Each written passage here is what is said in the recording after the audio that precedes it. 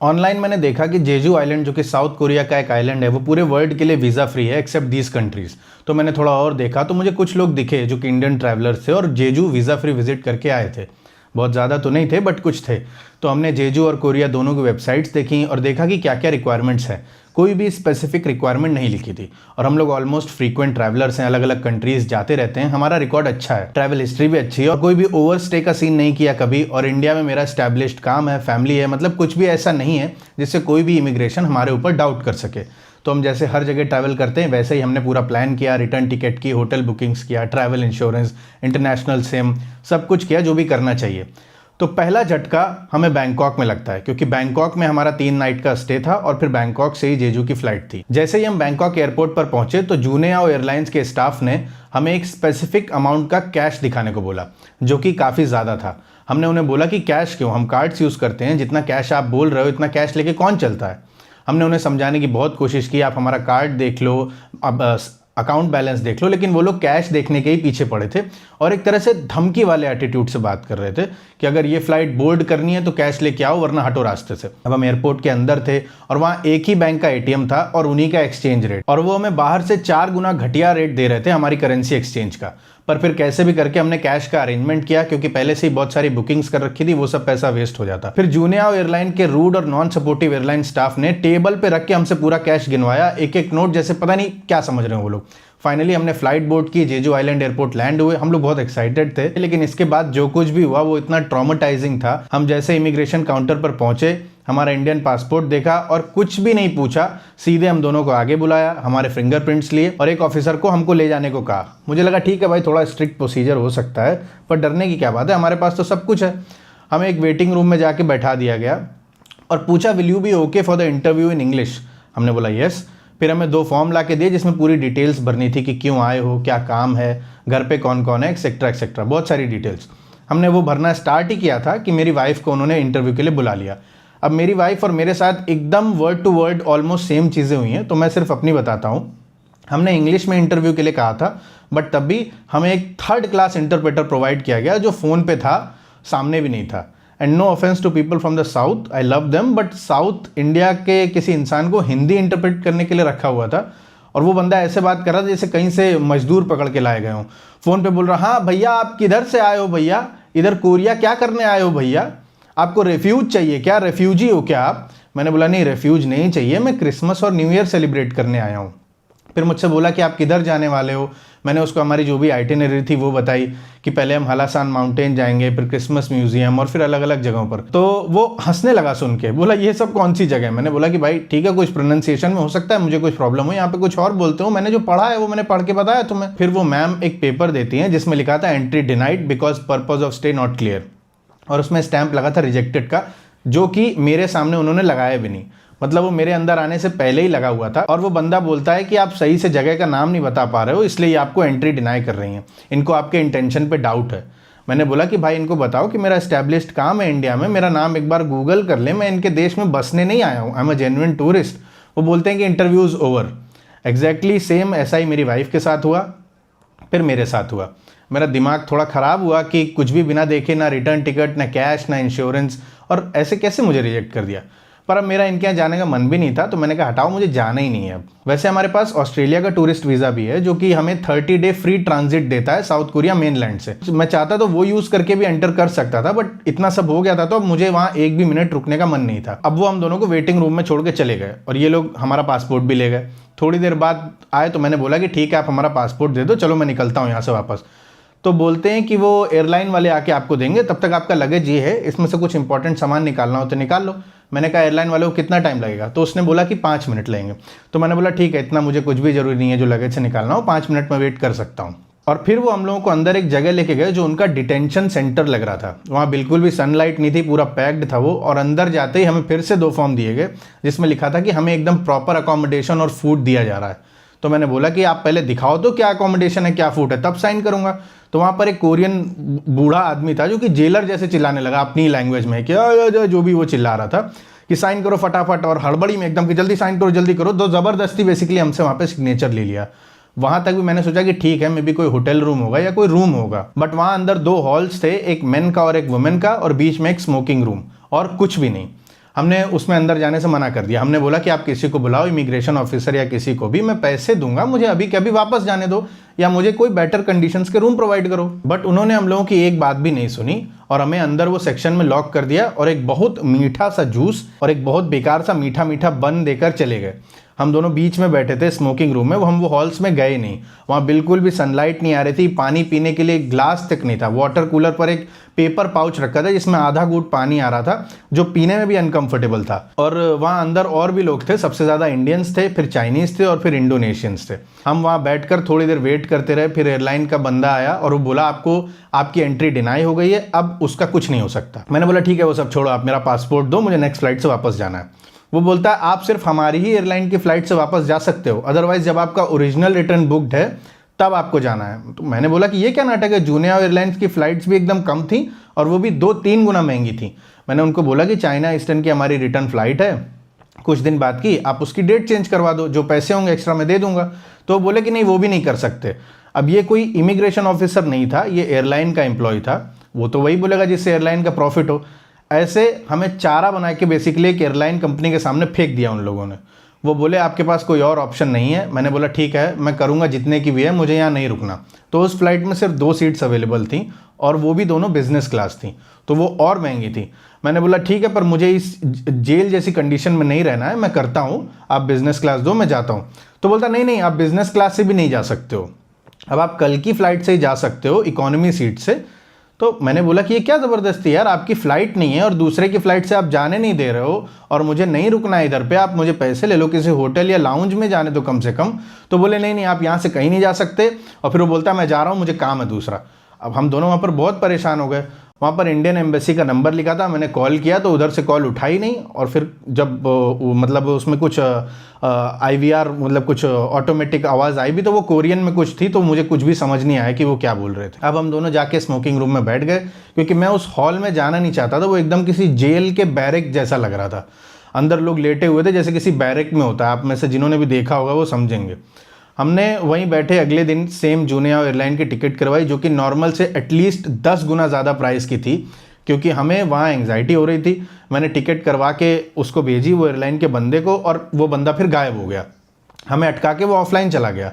हम इसमें भी डर गए कहीं हमारे साथ फ्रॉड के ऊपर फ्रॉड तो नहीं हो गया, कि कुछ घंटे बाद उसका रिप्लाई आया कि आपकी बुकिंग हो गई है। तो मैंने बोला कि ठीक है अब तो मुझे यहाँ से निकाल दो, इतना महंगा टिकट किया है, जो भी नेक्स्ट अवेलेबल था, हम कोई क्रिमिनल या डिफॉल्टर तो है नहीं, हमें किसी लाउंज में जाके बैठ जाने दो, हमारे पास टिकट है वापस जाने का। फिर वो बंदा सीधे नेक्स्ट डे तक के लिए ऑफलाइन हो गया। फिर वो दोबारा मेरी उससे कभी बात नहीं हुई।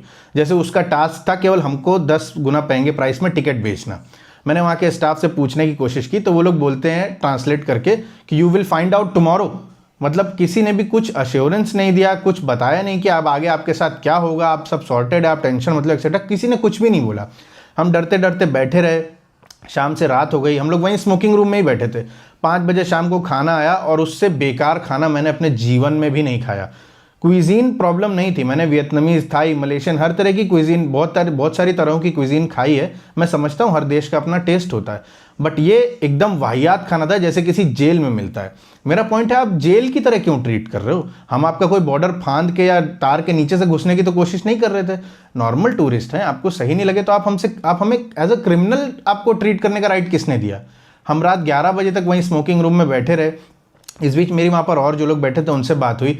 चाइनीज़ लोगों का तो ज़्यादा समझ नहीं आ रहा था मुझे, बट इंडोनेशियन लोग से उनसे थोड़ी बात करके तो उन्होंने बताया कि उनके पास भी सब बुकिंग थी, पर उनको बोला कि आप दोस्तों के साथ क्यों आए हो, वाइफ के साथ क्यों नहीं आए हो, रिजेक्टेड। कोई वाइफ के साथ आया था तो उसको बोला अपने बच्चे के साथ क्यों नहीं आए हो, उसको भी रिजेक्टेड। और उस इंडोनेशियन आदमी की सिर्फ 2 दिन बाद की रिटर्न फ्लाइट थी, बट उसने मुझे मैसेजेस दिखाए कि एयरलाइन वाले उसको व्हाट्सएप पे पुश कर रहे हैं कि सेम एयरलाइन का टिकट करने के लिए।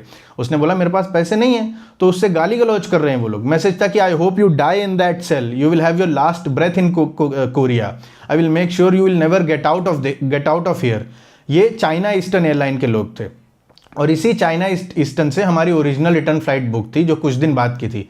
ये सब देख के मैं और डर गया, मेरी वाइफ का भी बुरा हाल था, पर हमने सोचा कि पता नहीं आगे क्या होगा, क्या होने वाला, थोड़ा रेस्ट तो कर ही लेते हैं। हमने डिसाइड किया हम अपने अपने हॉल्स में जाकर सो जाएंगे और सुबह उठेंगे। मेरी वाइफ का सेक्शन फिर भी साफ था क्योंकि औरतें वहाँ पर कम थीं, बट मेरा सेक्शन एकदम किसी जेल जैसा लग रहा था। एकदम गंदा वॉशरूम था, बहुत भयंकर स्मेल आ रही थी। लेटने के लिए एकदम 2 सेंटीमीटर पतला मैट्रेस था और एक ईंटे जैसी पिलो थी जिसको सर के नीचे लगा लो तो गर्दन दुख जाए। और जो खाना 5 बजे आया था वही डिनर था, ये हमें बाद में पता चला। तो और बाहर से भी आप खाने का कुछ भी नहीं मंगा सकते। कैसे कैसे करके हम लोगों ने पूरी रात काटी। 7 बजते ही एकदम आके जोर जोर से ऐसे तालियां बजा के एकदम से उठाने लगे और सारी लाइट एकदम से चालू कर दी कि वाह वाह वाह वाह ऐसे करके, मतलब एकदम से शॉक देके उठाया हमें। और न चाय न कॉफी न कुछ, सुबह से फिर वही जूस मीठा मीठा, और वो भयंकर मीठा एकदम बंद दे दिया उन्होंने। मुझे पता चला वहां हमेशा यही मिलता है और खाने में वही राइस आलू और वो मीठे मीठे 1-2 अचार। जो लोग वहां लंबे समय से थे वो केवल प्लेन राइस खा रहे थे। चाइनीज लोग जो कि कुछ भी खाने के लिए जाने जाते हैं, वो लोग तक इस खाने को हाथ नहीं लगा रहे थे। फाइनली सुबह हुई और तब तक भी हमारे पास कोई एश्योरेंस नहीं था कि क्या होने वाला है। एक बंदा था वहां स्टाफ का जिसने हमें परेशान देख के तरस खा के आके हमें बताया कि आप आज जाओगे, डोंट वरी। अब हमारी जो फ्लाइट बुक थी उसमें शंघाई में 8 घंटे का लेओवर था और वैसे भी जेजू से कोई डायरेक्ट फ्लाइट है नहीं और शंघाई में इंडियंस को 24 आवर वीज़ा फ्री ट्रांजिट मिलता है। हमारी फ्लाइट 1-2 घंटा डिले हो गई, तब तक लंच टाइम हो गया। भूख भी लगाई थी। मैं लंच लेने गया तो बोलते कि आपके लिए लंच नहीं है क्योंकि आप जा रहे हो, तो फिर से यही जूस और बन खा लो। हमने फिर कैसे भी करके बेमन वही खाया क्योंकि हमें वीकनेस महसूस होने लगी थी। फिर हमारी फ़्लाइट पे वो हमें ले गए और हमारी बोर्डिंग करा दी। मुझे थोड़ा जान में जान आई। ये मेरी लाइफ के सबसे वर्स्ट 24 घंटे थे। बिना कुछ क्राइम के they treated me and my wife as criminals. They put us in jail and gave us jail food for what? ऐसा क्या गुनाह कर दिया था हमने?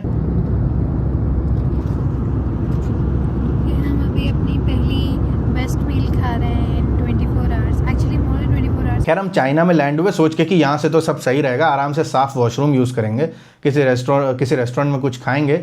लेकिन वहाँ फिर से प्रॉब्लम हुई। एयरलाइन की एक बंदी हमारा पासपोर्ट लेके हमारे साथ इमिग्रेशन काउंटर तक गई और उन लोगों ने पता नहीं क्या आपस में किस लैंग्वेज में क्या बात की। फिर हमारा फिंगरप्रिंट वगैरह लिया और हमें वेटिंग एरिया में भेज दिया। और यहाँ जो 8 घंटे मैंने बिताए वो वहाँ के 24 घंटे से भी ज़्यादा बुरे थे। उन्होंने बोला आप फ़ोन नहीं यूज़ कर सकते हो, कुछ खाना पीना भी नहीं है जो भी आपके पास है, पानी भी नहीं पीना है। हमें वॉशरूम जाना था तो एक पुलिस वाला हमारे साथ जा रहा था और बोल रहा था कि दरवाज़ा खोल के वॉशरूम यूज़ करो। Even with my wife also किसी लेडी पुलिस वाले को भेज रहे थे और बोल रहे दरवाज़ा खोल के वॉशरूम यूज़ करो। और पूरे 8 घंटे वो हमें घूरते रहे।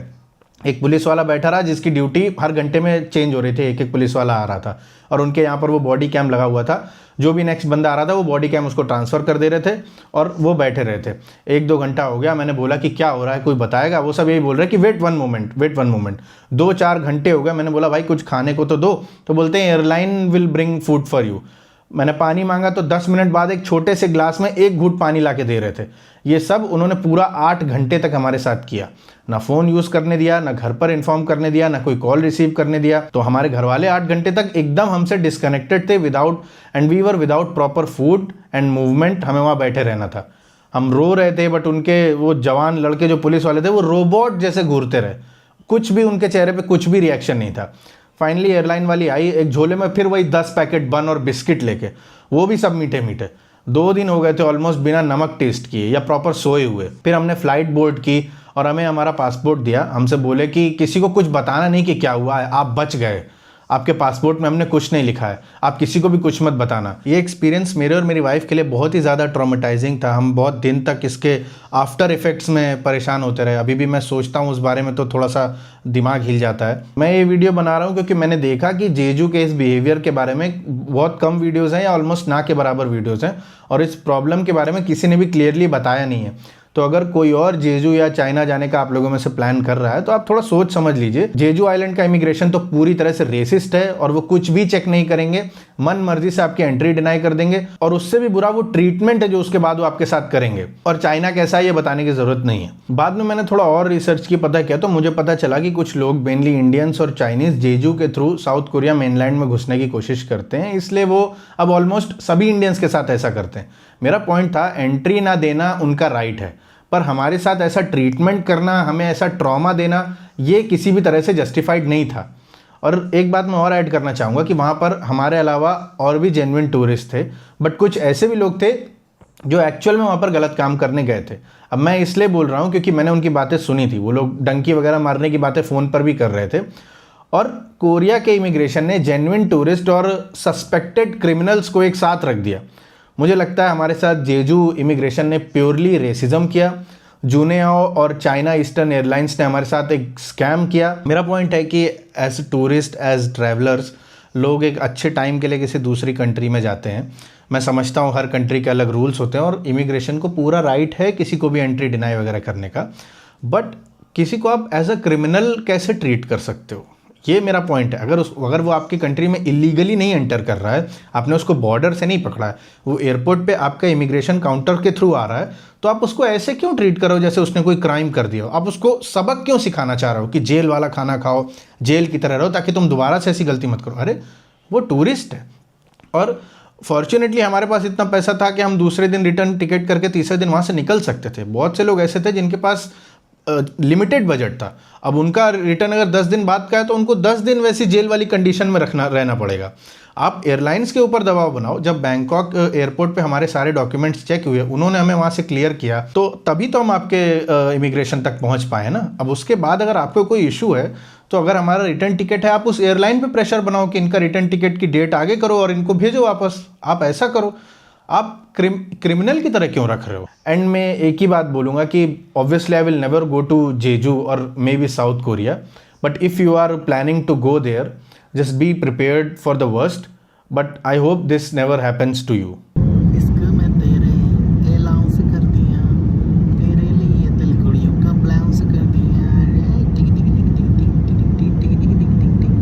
और इसको मैं तेरे अलाउंस कर दिया, तेरे लिए दिल कुड़ियों का ब्लाउंस कर दिया। पीछे समुद्र जाओ, मैं समुद्र पाऊँ, ऐसा हो मेरे मित्र, कैसे सो जाती सारी बात, जो नींद नहीं आती सारी बात, जो नींद नहीं आती हो। ओए T T T T T T T T T T T. ये बात दिसंबर एंड और जनवरी स्टार्टिंग की है। मैं एक महीने से इसी असमंजस में था कि मुझे इस पर वीडियो बनाना चाहिए कि नहीं बनाना चाहिए। मैंने इतने टाइम से कोई व्लॉग भी नहीं डाला बिकॉज इसमें ही मेरा दिमाग अभी तक उलझ रहा था। बट फिर मैंने सोचा कि मैं वीडियो बना के अपनी बात ज़रूर बताऊंगा। बाकी लोगों के ऊपर है वो कैसे रिएक्ट करेंगे और क्या करेंगे आगे। और अब आगे मैं वापस से व्लॉग्स कंटिन्यू करूँगा। ऑस्ट्रेलिया सीरीज़ बीच में रुक गई थी, इसी चक्कर में मैं उसको वापस से कंटिन्यू करूँगा। और thanks for watching, subscribe, and I hope you have safe travel.